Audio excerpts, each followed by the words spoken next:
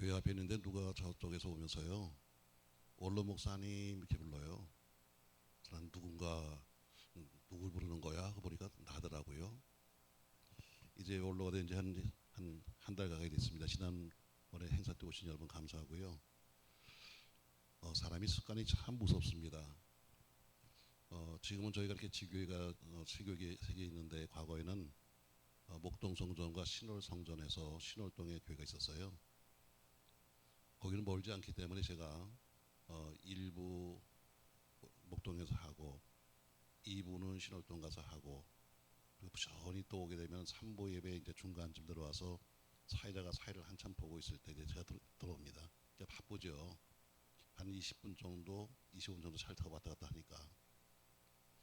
그날도 역시 예배를 드리고, 그리고 이제 3부 예배 막 들어왔는데, 앞서 이제 사회자가 사회를 보고 있고 기도 시간이 들어옵니다. 설교하려고 이렇게 섰는데 말이죠, 저 뒤에서 사람들이 수근수근대면서 웃더라고요. 여러분 앞에 설교하려고 섰는데 뒤에 사람들이 웃고 있으면 기분이 좋을까 나쁠까? 굉장히 안 좋죠. 도대체 왜 저런 거야? 아마 제가 혹시나 막 급히 오다 보니까 옷을 잘못 입었나, 혹은 머리가 잘못됐나 해가지고 살짝 보니까 괜찮은데 자꾸 웃더라고요. 근데 웃음소리가 점점 더 자꾸 번지는 거예요. 그래서 왜 웃나 하는, 제가 다 예배 끝날 때까지도 이해를 못했어요. 왜 웃는지. 저희가 이제 오신 분이 계시면 본당은 지하에 있고, 저희가 이제 1층에서 로비에서 인사하거든요. 갈 때 제가 나와서 인사합니다. 근데 보니까 많은 사람들이 이제 7층에 식당이니까 식당으로 올라가기도 하고, 또 어떤 사람은 걸어서 계단으로 올라오기도 하고, 어떤 사람은 엘리베이터 타고서는 1층으로 올라오는데, 걸어서 오는 사람들 맨 뒤에 있으니까 항상 걸어서 오는 사람들 있잖아요. 그 중에 보니까 어떤 사람이 귀에다가 담배 한 가지를 걸었더라고요. 이러고 앉아 있는 거예요. 한번 생각해보세요, 여러분. 저기 뒤에 한 사람이 앉았는데, 남자가 귀에다가 담배 한 가지를 이렇게 걸고 아멘, 아멘. 여러분, 이게 얼마나 웃기겠어요, 여러분. 사람들이 웃는 이유가 뭐냐면, 전 모르는데 나중에 보니까 뒤에 있는 사람이 담배 한 가지를 뜩 여덟 걸고 앉아서 아멘도 하고 찬송도 부르니까 자꾸 웃는 거죠. 제가 보니까 참 한심 충만입니다. 세상에 집사님이 돼가지고 그래도 교회 오면서 귀에다 담배 한 가지를 뜩 걸고 왔으니 이걸 어떻게 하면 좋겠어요, 내가. 그래서 못 본 척 할 수도 없고, 남들은 다 나를 보고 있는데, 그래서 제가 이렇게 말합니다. 집사님, 귀에 볼펜이 걸렸네. 뭐 걸렸다고요? 볼펜이니까 사람이 왜 볼펜이요 하더니까 담배가 걸렸거든요. 이게 왜 여기 와 있을까? 이게 왜 여기 와 있지? 그러면서 가더라고요. 제가 충분히 이해합니다. 왜냐면 저도 옛날에 담배 피던 사람이니까. 대부분들 집에 가면 그러잖아요. 남자들이 아침에 일어나면 가서 어때요? 화장실 가면서 가자마자 제일 먼저 딱 한 가지 빼잖아. 해봤으면서 왜 또 가만히 있어요? 그래서 어떻게 가서 한 가지 뜬 부르는데 보니까 담배 가게 딱 두 가지밖에 없는 거예요. 그래서 한 가지는 불고 한 가지는 여기 걸은 거지. 그리고 잊어버린 거야. 그리고 교회 온 거예요. 자, 그게 뭐 습관이에요. 항상 어떻게 뭐 귀에다 하나만 걸은 거, 이게 습관이 돼가지고 교회까지 오면서도 전혀 모르는 것처럼, 습관은 참 무서운 겁니다, 여러분. 저는 오늘 여러분에게 최선을 다하는 습관이다, 이런 제목으로 말씀드리면서 여러분 그 가정에게 성공적인 습관의 있기를 주의 이름으로 축복합니다. 사람이 어떤 습관이 있는가에 따라서 사람이 성공할 수도 있고 실패할 수도 있습니다. 그냥 그 나쁜 습관만 없었더라면 참 좋았을 것을. 근데 그 나쁜 습관 한두 가지 때문에 평생 남에게 못된 짓 하는 사람도 상당히 많잖아요. 술, 마약, 도박, 또 이런 것들은 평생토록 남에게 해를 끼치는 겁니다. 가령 도박의 습관인 사람들에게는 시집도 보내지 마라, 사회 데려오지 마라, 동업도 하지 마라 이렇게 말합니다. 왜냐하면 그런 사람과 함께 있게 되면, 나쁜 습관의 사람과 함께 있게 되면 결국에는 그가 신세를 망치기 때문이죠. 성경이 이런 것을 이렇게 말씀합니다. 우리가 이제 새로운 사람이 되면은, 신앙생활하면 새로운 사람이 되어라. 새로운 사람이 되어라. 예수 믿고 새로운 사람이 되는 것은 새로운 습관이 생겼다는 겁니다. 과거는 아닌데 이제 예수 믿고 나니까 새롭게 매일 성경 보고 기도하는 습관, 또 혹은 뭐 수입이 생기면 먼저 11조 하는 습관, 주일이면 먼저 하나님께 예배드려 나오는 습관, 이런 습관을 가지면 그 사람은 그 가문이 복을 받습니다. 만약에 학생이 그냥 평생 아침 저녁으로 다 영어 단어 한 개씩만 외운다 하더라도 10년 20년 되는 엄청난 결과가 바뀌는 거예요. 그래서 여러분, 세상을 살아가면서 가장 중요한 것은 얼마나 최선을 다해 살고 있는가 하는 거죠. 사회생활도 마찬가지로 최선을 다한 사람은 성공할 것이고 최선을 다하지 않은 사람은 실패할 겁니다. 신앙생활도 마찬가지고 목회도 마찬가지예요. 하나님께 최선을 다하지 않고는 절대로 하나님의 사랑과 축복을 받을 수가 없는 겁니다. 그냥 억지로 뭐 해도 그냥 억지로 한다면은 결코 체면치는 수 있지만 그러나 절대로 성공적인 삶이 될 수 없습니다. 저는 오늘 말씀 세 가지 하려고 그래요. 몇 가지 한다고요? 빨리 하고 밥 먹어야지. 지난번에 사교에서도 어떤 분이 그래요. 목사님, 제가 있잖아요, 오늘 일이 바빠가지고 얼른 예배드리고 할 거예요. 했어요. 내가 설교를 너무 짧게 해가지고 밥 다 먹고서도 시간이 남는다고 그러더라고요. 오늘 여러분이 안다고 이렇게 표시만 하면 갈 거니까 표시를 잘 하세요. 그냥 나를 가만히 쳐다보고 있으면 모르는 줄 알고 내가 또 할 거니까. 그러니까 몰라도 막 흔들어. 그럼 끝날 거니까. 자, 최선을 다하는 사람은 성공합니다. 옛날에 미국 대통령이었던 지미 카터는 유명한 책을 썼는데요. 책 이름이 뭐냐면 이런 거예요. 왜 당신은 최선을 다하지 않습니까? 이런 책을 썼어요. 그 책에 보면은 그 대통령이 해군 출신인데 해군 장교 출신입니다. 그가 해군 제독 앞에 갔는데 해군 제독이 물었어요. 귀가는 사관학교에서 도대체 몇 등 했나? 라고 물었습니다. 그가 자신 있게 말합니다. 제가 820명 중에서 제가 59등 했습니다. 굉장히 잘한 거죠. 자랑스럽게 말했습니다. 근데 제독이 칭찬한 것이 아니라 왜 최선을 다하지 않은 거야? 하고 책망을 했습니다.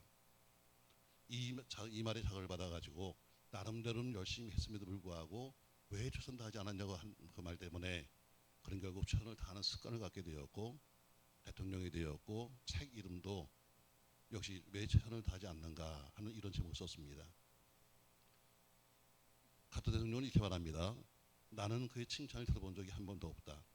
그러나 부모님을 제외하고는 내 일생에 가장 큰 영향을 준 사람이다. 한 번도 칭찬을 듣지 못했지만 그러나 그 사람은 나에게 가장 큰 영향을 주었다고 말씀하고 있습니다.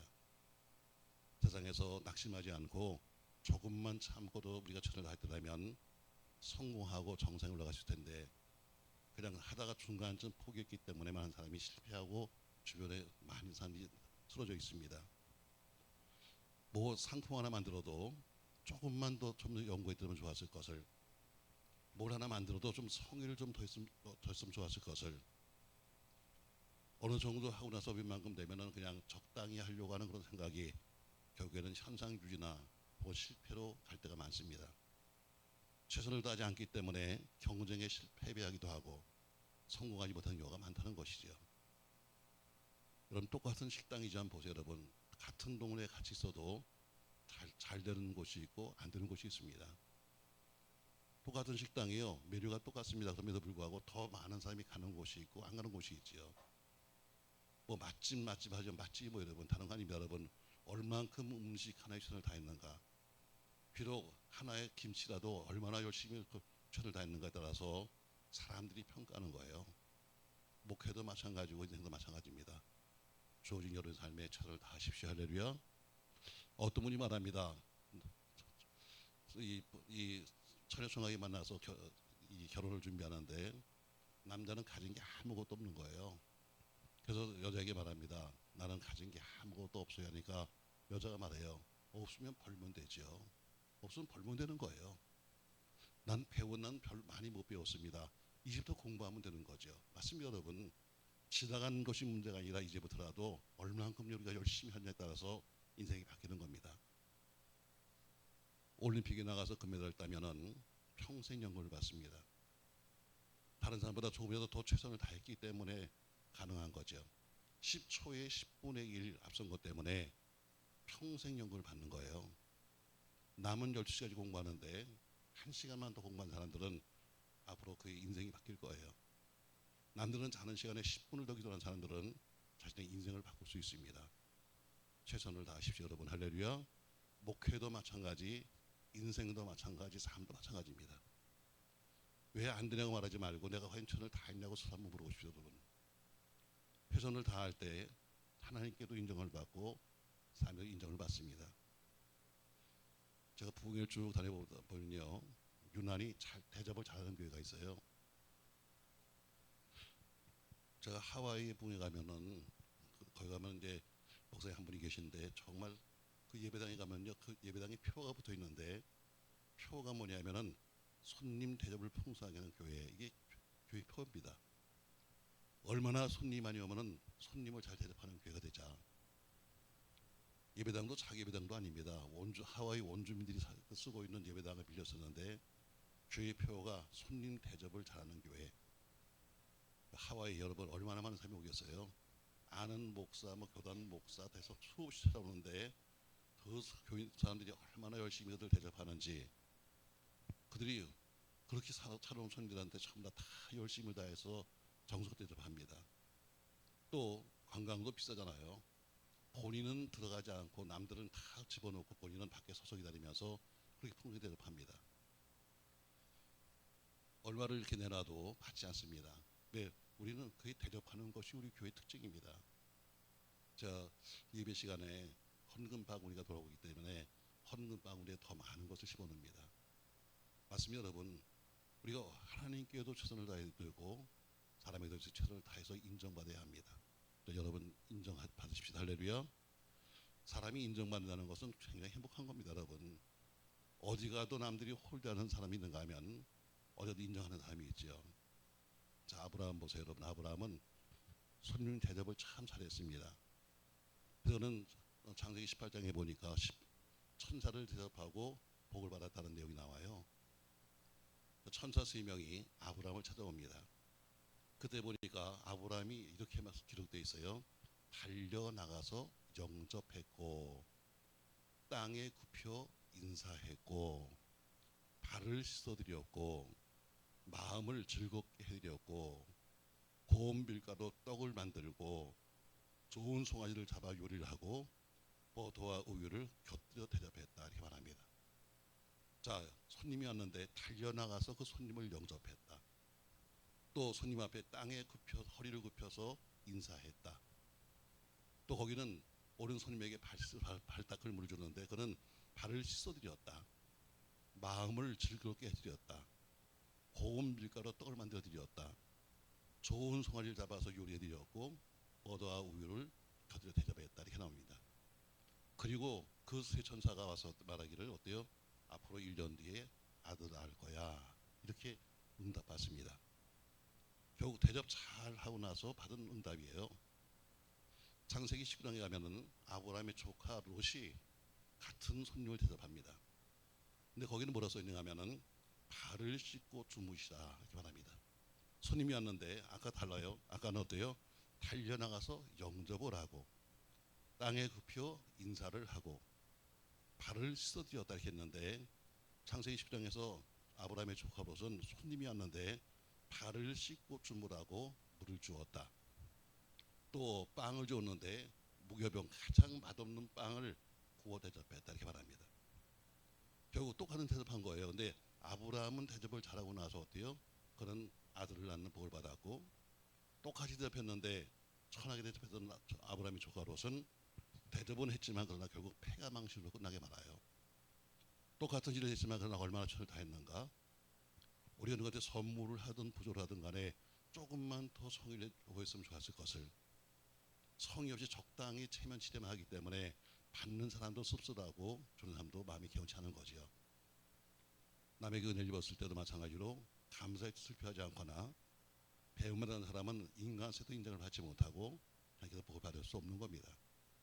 최선을 다해서 감사했을 때 남에게 호감도 받고 인정도 받고 또 도와주고 싶은 마음도 생기는 거죠. 이럴 때 아멘 하는 거예요. 하는 건지 조는 건지 입신하는 건지 잘 모르겠네. 미국의 위든버그 대학에 34년 전에 200불의 공납금을 못 냈습니다. 어디나 공납금 안 내면 졸업 안 시키잖아요. 근데 200불의 공납금을 못 냈는데 그 대학교에서 그 학생을 졸업을 시켜줬어요. 근데 그 학생이 34년 뒤에 100만 불을 기부했습니다. 왜? 과거에 너무 어려워서 마지막 공락을 내지 못했는데 자기를 그래도 그 학교에서 졸업장 준 것이 너무 감사해서 그가 보기에 감사의 표시를 한 것이 바로 스탠리 힐 박사라는 사람인데 100만 불을 낸 거예요. 그가 성공한 비결을 말합니다. 그는 말하기를 나는 최선을 다해 감사할 줄 알았다. 여러분 감사도 최선을 다해서, 아멘. 기도 한 마디도 최선을 다해서, 찬양 한 마디도 최선을 다해서, 아멘. 어떤 분이 이렇게 말합니다. 제일 가르치기 어려운 수학이 있다. 제일 가르치기 어려운 수학 문제가 뭐냐면 우리가 받은 축복을 세어보는 문제다. 우리가 얼마나 복을 받고 사는지 그것을 세어보는 것이 가장 어려운 그 수학 문제라고 말합니다. 최선을 다하는 사람은 인간끼리도 존중을 받고 하나님께도 인정을 받습니다. 저 여러분처럼 최선을 다해서 사람에게도 인정받을 뿐 아니라 하나님께도 사랑받는 우리가 되기를 예수님 이름으로 부탁합니다. 최선을 다하는 사람은 하나님께 복을 받죠. 우리 하나님은 모든 일에 최선을 다하고 정성을 다하는 것을 기뻐하십니다. 구약의 모든 계명 중에서 가장 중요한 핵심적인 계명이 오늘 본문의 말씀입니다. 5절 말씀에 이렇게 말씀하고 있어요. 자, 신명기 6장 다시 보세요, 여러분. 5절 말씀입니다. 너는 마음을 다하고 뜻을 다하고 힘을 다하여 내 하나님 여호와를 사랑하라. 너는 마음을 다하고 뜻을 다하고 힘을 다해 뭐예요? 최선을 다하는 거예요. 내 최선을 다해 하나님을 사랑해라. 그리고 얼만큼 사랑하는가 하면 내가 이 말씀을 가지고 바로 기둥에도 붙이고 미강에도 붙이고 손목에도 붙이고 이게 뭐니까 여러분 최선을 다해 하나님을 사랑해라. 그리고 어떤 형편에 있든지 어떤 처지에 있든지 네가 항상 그것을 기억해라 이런 얘기입니다. 최선을 다하는 사람은 하나님이 복을 주십니다. 오늘 예수님께서 성전엔 헌금 기업에서 계셨습니다. 많은 사람이 와서 헌금을 하죠. 근데 부자는 와서 금집 한 벌 집어넣습니다. 땡가당 하고 떨어지는데 야 금돈을 집어넣었네. 근데 가난한 과부가 와서 두랩돈 아주 작은 헌금을 했습니다. 근데 보시면서 말씀하시기를 이 여인이 모든 사람 중에서 가장 많이 헌금했다 이렇게 말씀하고 있습니다. 헌금 액수는 최고가 아니지만 과부는 비록 두 개의 작은 동전에 불과했지만 자기 생활비 전부를 최선을 다해서 드렸기 때문에 주님은 뭐예요? 이 사람이 가장 많이 헌금했다 이렇게 말합니다. 최선을 다한 헌금이었습니다. 돈의 액수가 문제가 아니라 그 여인은 자기 생활비 전부였으니까. 왜 사르밧 땅에 살고 있는 과부에게 기적이 나타났을까? 왜 하나님께서 엘리야를 그 많은 사람 중에서 하필이면 그 불쌍한 과부의 집에 가라고 했을까? 마지막 한 끼밖에 안 되는 그런 밀가루와 양식인데 그것을 가지고 그래도 마지막 한 끼 한 번 먹을 그 양식을 하나님께 드리겠다고 하는 최선을 다하는 믿음과 순종 때문에 그 여인은 복을 받은 겁니다. 사무엘상 2장에는 이렇게 말합니다. 나를 존중히 여기는 자를 내가 존중히 여기고 나를 멸시하는 자를 내가 경멸히 여기리라. 나를 존중하는 사람은 나도 존중해 줄 거야. 그러나 나를 우습게 보는 사람은 나도 역시 우습게 볼 거야. 아멘. 여러분 인간도 똑같잖아요. 나를 인정하면 나도 그 사람을 인정해 줍니다. 나를 깔보고 나를 우습게 보면 어때요? 나도 그를 막 보는 거죠. 왜 나를 막 보세요? 당연하죠. 네가 나를 막 보니까. 왜 나에게 말씀하세요? 네가 나한테 막말을 하니까. 똑같아요. 하나님이 나를 존중하는 자는 내가 존중히 여긴다. 나를 멸시하는 자는 내가 경멸히 여기겠다 말씀합니다. 잠언서 8장에는 이렇게 말합니다. 나를 사랑하는 자들이 나의 사랑을 입으며 나를 간절히 찾는 자가 나를 만날 것이다 이렇게 말합니다. 이렇게 말하죠. 하나님은 우리 중심 보신다고 말합니다. 이것은 뭐예요? 중심이 뭐예요? 하나님은 최선을 다하는 것을 보신다는 이야기입니다. 그러므로 하나님께 드리는 첫 열매, 첫 새끼, 첫 아들, 첫 시간. 왜? 첫 것은 항상 정성을 많이 들기 때문이죠. 자식이 여러 명 있지만 어떻게 첫 번째 자식에게 더 관심을 갖는 것처럼 항상 우리 주님은 첫 것을 좋아하시는 거죠. 아무쪼록 우리가 드리는 예배도 최선을 다해서 드리는 역시 주일 헌금도 최선을 다해서 또 감사나 절기도 최선을 다해서 아멘 할 때까지 할 거야지. 그렇게 우리가 최선을 다할 때 반드시 하나님이 그에게 복으로 갚아줄 것입니다. 헌금엔 세 가지 원리가 있는데 첫 번째는 장원해 드리는 것, 두 번째 기쁘게 드리는 것, 그래서 최선을 다하는 것. 이 세 가지가 헌금의 세 가지의 기본입니다. 자원해 드리는 것, 기쁨으로 드리는 것, 최선을 해 드리는 것. 이런 헌금을 받으시면서 이런 삶에 복을 주시는 거죠. 이제 4월이 이제 중순을 지나갑니다. 항상 첫 것을 기억해 보시는 하나님 앞에 이제 봄이 지나고 또 여름이 오기 시작하는데 아름다운 여러분의 모든 삶을 최선을 다해 드려서 여러분과 저의 형편과 처지를 알릴 때 하나님 여러분과 저희를 축복하시고 또 여러분의 앞으로의 살아가는 삶을 보장하실 줄 믿습니다. 아무튼 우리의 살아가는 삶이 최선을 다하는 것이 우리의 늘 습관이 되기를 주의 이름 축복합니다. 찬양을 해도 최선을 다해서, 반주를 해도 어떻게 그렇지, 이게 좀 힘들겠다. 왜 목사님이 혼자 막 알아서 불러가지고 얼마나 힘들까. 가끔 그래. 가끔 저는 우리 아이들이 다 음악을 했어요. 제 딸은 꽤 열심히 저는 한다고 하는데 우리 애들이 항상 그럽니다. 아빠가 음악을 망치고 있어. 왜? 난 내 멋대로 부르니까. 그래서 충분히 이해한다. 그래도 잘 따라와요. 근데 우리 교인들은 다 나하고 똑같이 틀리기 때문에 괜찮아. 그럼 반주자가 틀린 거지 뭐. 다 똑같이 우리 틀리게 부르니까. 찬양을 해도 최선을 다해서, 반주해도 최선을 다해서, 우리 식당에서 하다 보면 우리가 봉사해도 최선을 다해서 할 때 분명히 여러분과 저에게는 손이 될 줄 믿습니다. 어제 여러분에게 이렇게 말씀했어요. 무슨 일이든지 최선을 다하는 사람은 성공합니다. 최선을 다할 때 하나님께 사랑을 받고 사람에게도 인정을 받습니다. 최선을 다할 때 하나님께 큰 복을 받습니다. 저 여러분 우리 모든 교우들이 그렇게 하늘의 복을 받는 또 이 땅의 복으로 충만한 이번 4월과 5월 되시기를 주의 이름으로 축복합니다. 고마우신 전능하신 아버지, 우리에게는 습관적이라도 최선을 다하는 삶이 필요합니다. 무슨 일을 하든 사업을 하든 농사를 짓든 혹은 가정생활을 하든 또 혹은 목회를 하든 혹은 찬양을 하든 반주를 하든 모든 일에 최선을 다하게 하시되 최선을 다함으로 하나님과 사람에게 인정받게 하시고 또 사랑받도록 축복하시며 하늘의 복도 받도록 축복하여 주시옵소서.